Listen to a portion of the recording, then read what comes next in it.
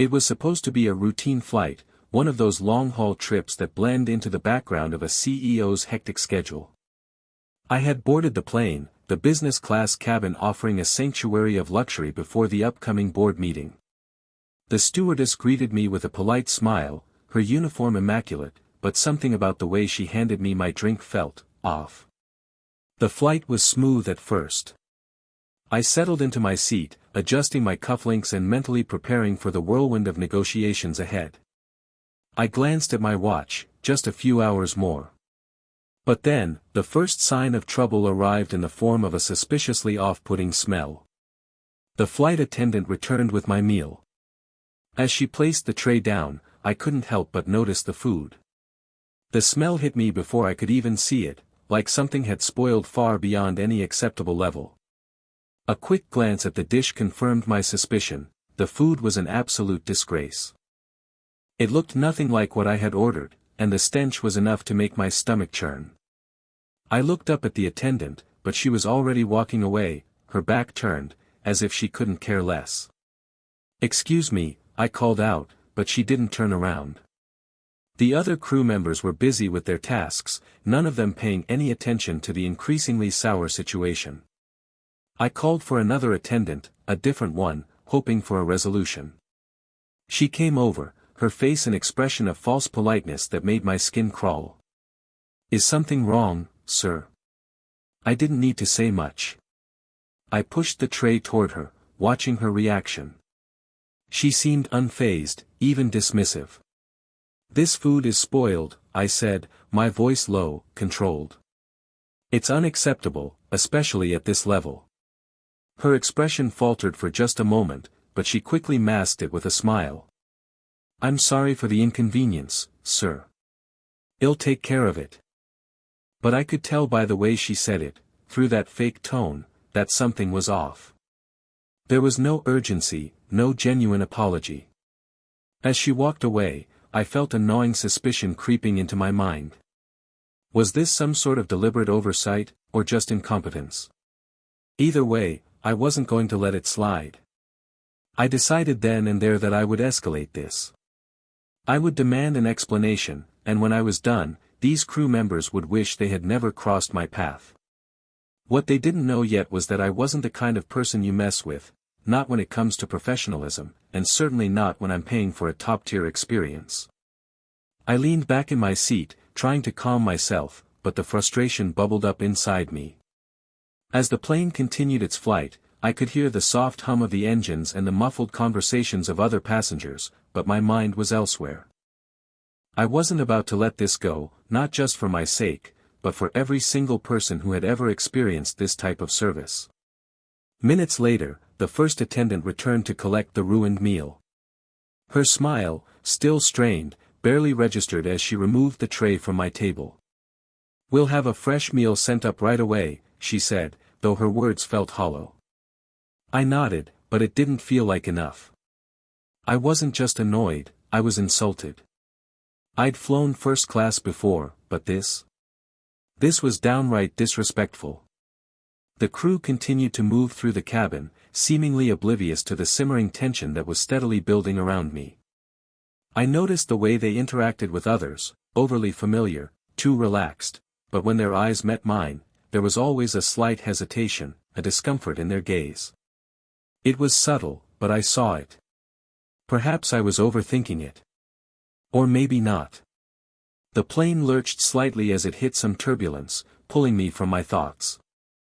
The flight attendants busied themselves with the overhead compartments, securing the loose items. One of them caught my gaze and quickly looked away. It wasn't long before my fresh meal arrived. The tray was placed in front of me, and I immediately inspected it. This time, the food was at least edible, but something still felt off. The same attendant who had messed up earlier hovered in the background, watching me closely. I decided to make my move. I pulled out my phone and started typing out a message. The company's customer service line was already saved in my contacts. This would not be a simple complaint. I wasn't going to just report a bad experience.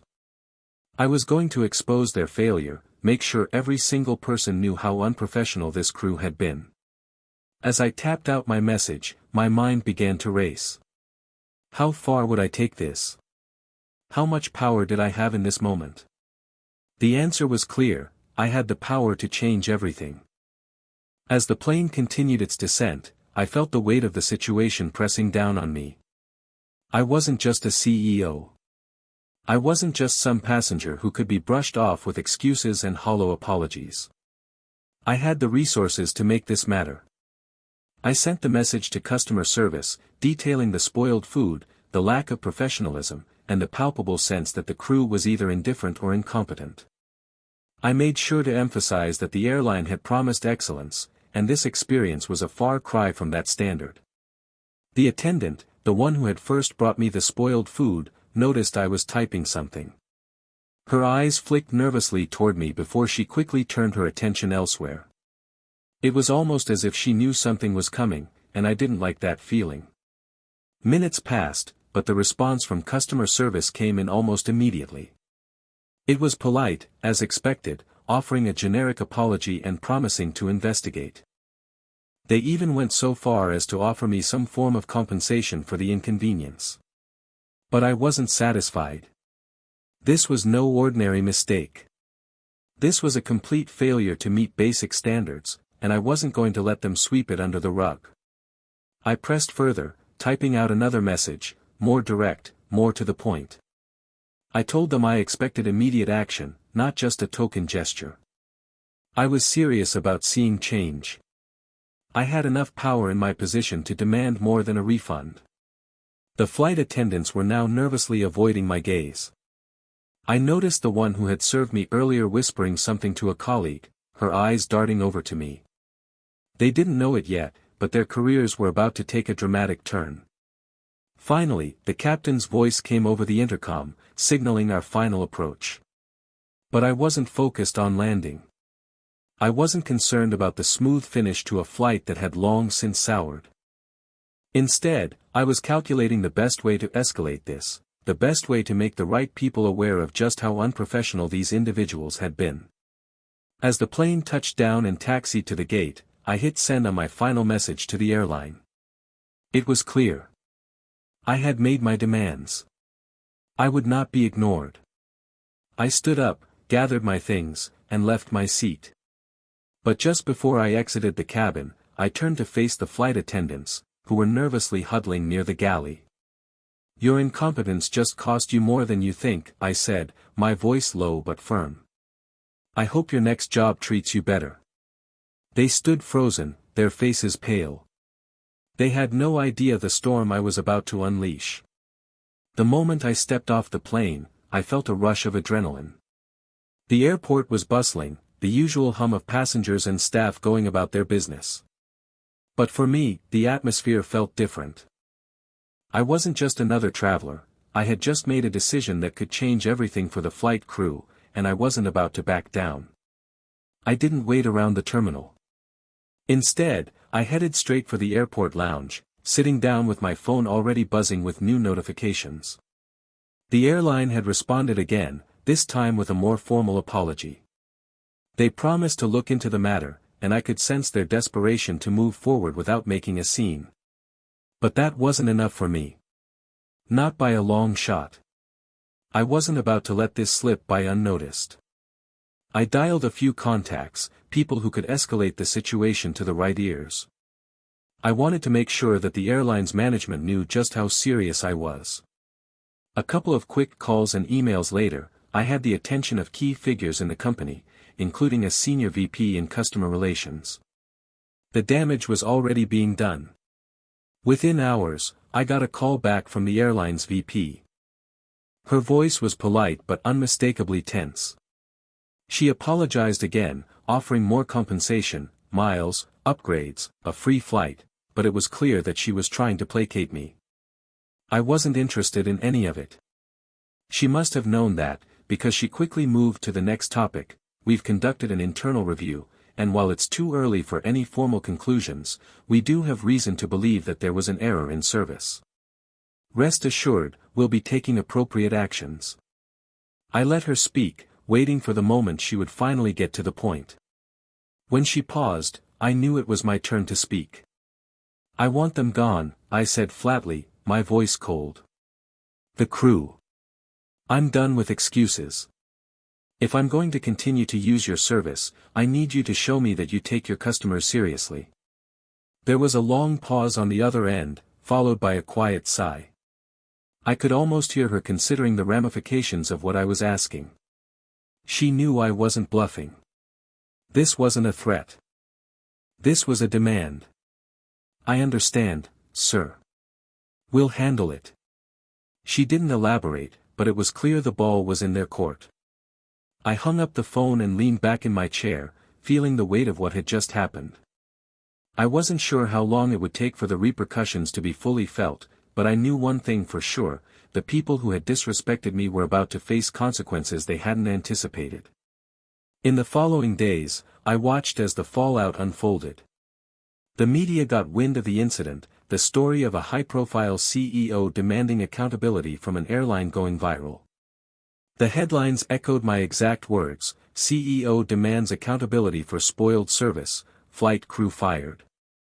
It was the kind of story that everyone loves to read, especially when the underdog takes down the powerful. And that was just the beginning. Within a week, I received a call from the airline's legal department, offering me a settlement and asking if I would consider dropping the matter. They knew they had lost control of the situation. I wasn't done yet, though. I had no intention of letting them sweep this under the rug. I was determined to make sure this became a cautionary tale, not just for the airline, but for anyone who thought they could treat their customers with such blatant disrespect. The crew.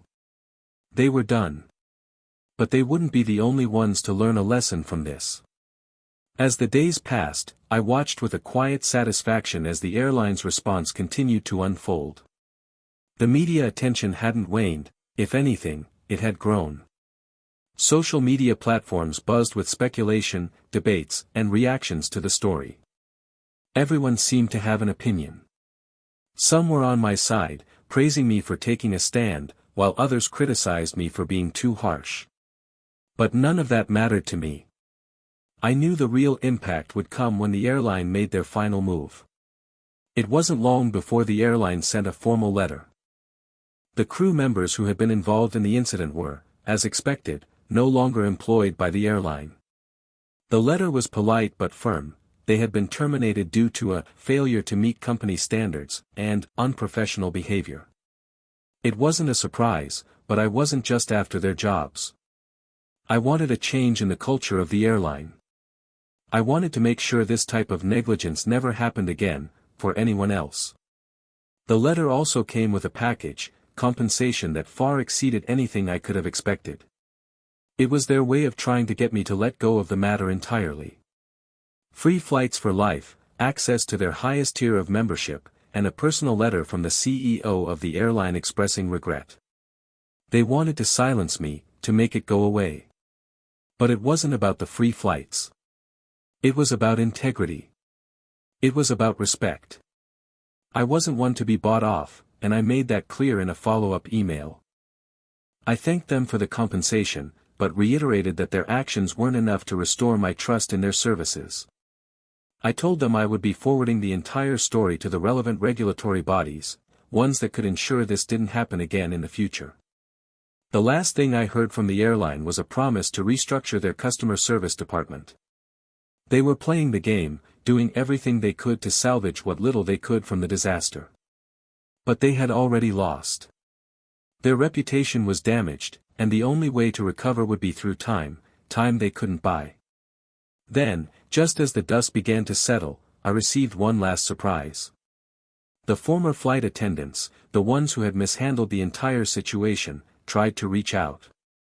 They'd been let go, but apparently, they weren't happy with how things had turned out. One of them sent a message through LinkedIn, asking if I would reconsider my stance.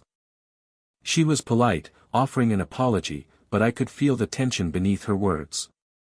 She didn't fully grasp what had happened, or why it was so important that she and her colleagues had been held accountable. I had one response. "No," I wrote. "You had your chance. I hope you learn from this, but the damage is done. There's no coming back from what you did." In that moment, I knew my decision had been the right one. I had taken a stand for what was right, and in doing so, I had ensured that no one else would have to face the same disrespect I had. The story would go down as a cautionary tale, one that I would tell for years to come, a reminder that when you're in a position of power, you don't just have the ability to make things right. You also have the responsibility to hold others accountable. And that was exactly what I had done. A few weeks after the incident had died down, I received an unexpected email. It was from the airline's new customer relations director, a woman who, apparently, had been brought in to oversee the complete overhaul of the airline's operations. The email was formal, but there was something about it that piqued my interest. It seemed genuine, and it acknowledged the issues I had raised. More importantly, it told me that significant changes had already begun. They had completely revamped their employee training program to emphasize professionalism and customer satisfaction. They had also started implementing a more rigorous feedback loop for high-profile clients to ensure that experiences like mine never happened again. It wasn't just about fixing the immediate issue, it was about changing their entire culture. I was impressed. It wasn't the compensation I had expected, nor was it the standard corporate apology that so often feels empty. This felt different. They were doing the right thing, and they had a clear plan in place to rebuild trust. But that wasn't enough to make me forget everything that had transpired. It wasn't enough to erase the tarnish on their reputation. What really made me feel like my actions had mattered came a few days later, when I saw a news report about a new policy being enacted across the airline industry, stricter guidelines for food quality and customer service for premium passengers. It was a policy I hadn't even realized was a direct result of my complaints. As it turned out, other passengers had begun sharing their own stories of mistreatment, and the conversation about improving the industry had gained momentum. That was the real victory, the ripple effect of my decision to speak out, to hold them accountable. It wasn't just a personal win. It was something that would, in the long term, change the way the entire industry approached customer care. It was a victory that was far bigger than one bad experience on one flight. A few months passed, and the airline even reached out for an in-person meeting. They wanted to thank me personally for helping them improve. They had put systems in place to ensure that their customers would never feel like I had again. They wanted to hear from me about the steps they had taken and how they could continue to improve. I agreed to the meeting, but I did so with one condition: no more empty promises. I wanted to see results. The meeting was brief, but it was clear that they were serious about their commitment to change. The airline had truly transformed. They had learned the hard way that a single instance of negligence could snowball into something much worse, and they weren't about to let that happen again. The crew members who had been involved. They never worked in the industry again. Their names became synonymous with what happens when customer service falls short, and not just any customer, but one with the ability to make sure the world knew exactly how serious it was. I walked away from that final meeting feeling a sense of satisfaction. It wasn't about revenge. It was about making sure that what happened to me wouldn't happen to anyone else. It was about taking a stand and knowing that change would follow. And as for me, I moved on, but not without knowing that I had done the right thing. Sometimes, it's not enough to let things slide. Sometimes, you have to shake the system to its core and demand better. Because when you do, the ripple effect can change everything. Months had passed since that unforgettable flight. My role in pushing the airline to transform had become somewhat of a quiet success story, buried beneath headlines of corporate restructuring and customer service initiatives. Still, every now and then, I'd hear snippets of gossip in business circles about the airline's new policies, the increased scrutiny they were under, and the visible effort to improve. The changes were real, but they didn't just affect the airline. As I continued with my own ventures, a strange feeling started to gnaw at me, something I hadn't anticipated. The act of holding the crew accountable had had consequences far beyond the ones I could see. One day, while attending a business conference in New York, I overheard a conversation between two executives discussing their recent employee performance audits. The details were vague, but I could tell that some of the reforms had trickled into other industries as well. There were mentions of heightened expectations for employee behavior, transparency, and ethical accountability, especially when dealing with high-profile clients. And that's when I realized, my actions hadn't just rocked one airline. They had sparked something much larger. The executives were discussing a shift in how corporations were now handling complaints. It wasn't just about damage control anymore, it was about preventing the kind of fallout I triggered. They were using my case as a benchmark for how to handle sensitive client situations, and in doing so, they had implemented policies that were starting to influence everything from retail to hospitality to private aviation. What I had done, without even fully realizing it, had started a domino effect. But there was more. While the airline may have felt the weight of the changes, other individuals, people who had been part of the crew I had helped dismantle, were struggling to land new jobs. The industry had blacklisted them. One of the flight attendants had tried to reach out to me once again, asking if there was any way I could help them find new work. It was an uncomfortable conversation, one that made me reflect on the idea of second chances. Did they deserve a chance to start over? After all, they had been on the receiving end of a public reckoning, and now they were paying the price. I found myself wrestling with the question. I'd wanted them held accountable, but did that mean they were forever ruined? At first, I hesitated. My decision to speak out had been made for the greater good, but it was hard to ignore the human cost of what had happened. I couldn't help but wonder whether they had truly learned from their mistakes, or if they were just suffering from the fallout of a corporate system they had little power to control. I decided to take action, not in the way they expected, but in a way that felt like the right thing to do.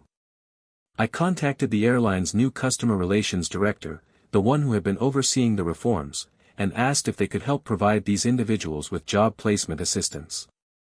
I made it clear that I wasn't interested in forgiving or forgetting the actions of the past, but I also knew that no one should be permanently defined by their mistakes.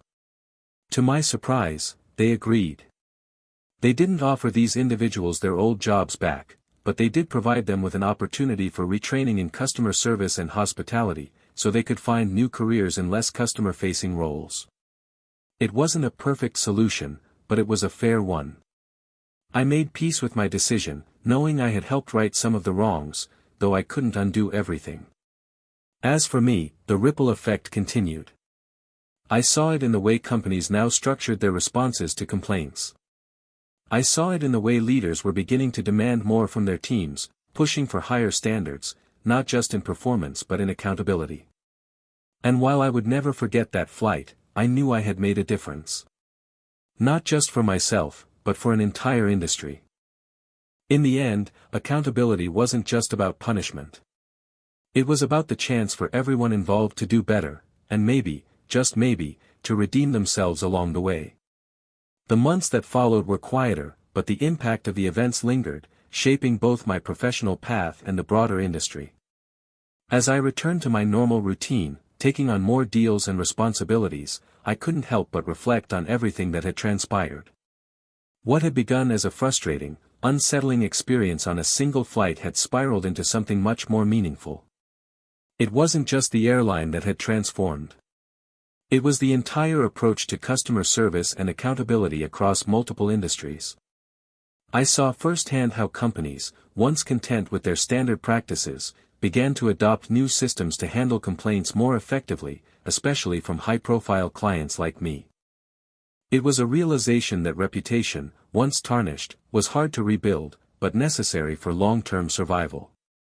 I received messages from other CEOs and executives who had quietly followed the situation unfold. They praised my actions, some even hinting that my stand had encouraged them to take a harder look at their own practices. They saw in my story a lesson that needed to be shared within their own businesses. True success isn't just about providing a product or service, it's about how you treat the people who pay for it. One day, out of the blue, I received an invitation from a well-known leadership conference. They wanted me to speak on a panel about customer service, ethics, and the evolving corporate landscape in the wake of viral incidents. It felt surreal, almost as though I was being recognized for something I had never set out to achieve. But as I sat in the meeting, preparing my speech, it became clear that I had become part of a much larger conversation, one that didn't just focus on profit but also on responsibility and moral integrity. The airline, despite the fallout, continued to rebuild. The changes they made were evident, and they even began to receive positive press for their commitment to transparency. My story was always a part of that narrative. I knew it wasn't just about one incident anymore. It had evolved into a broader movement, one where companies had to face the reality that their customers were more than just consumers, they were individuals with voices that could spark widespread change. And then, there was the call I received from the former flight attendants. Months after I had helped them get a second chance, one of them called to thank me.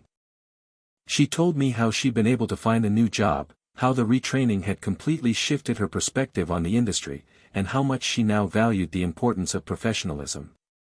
It was a humbling moment, one that reminded me that sometimes, making things right isn't just about punishment, it's about giving people a chance to learn from their mistakes and grow. But perhaps the most telling moment came years later, when I was sitting at a boardroom table, discussing a new partnership with a major airline. The CEO of that airline was someone I had never met but who had clearly done his homework. As the meeting began, he looked at me with a knowing smile. "I've heard about your story," he said, leaning back in his chair. "It's the reason we've overhauled our entire customer service department. We take complaints seriously now, because we know that's what it takes to keep people like you loyal. You showed us that." The irony wasn't lost on me. What had started as a personal frustration had evolved into a lasting change that affected entire industries. As I walked out of that meeting, I realized something important. The real power isn't in the position you hold or the influence you wield. It's in the decisions you make, the stands you take, and the ripples you create as a result. I had changed a system, but more importantly, I had set a precedent, a standard that would persist long after the headlines had faded.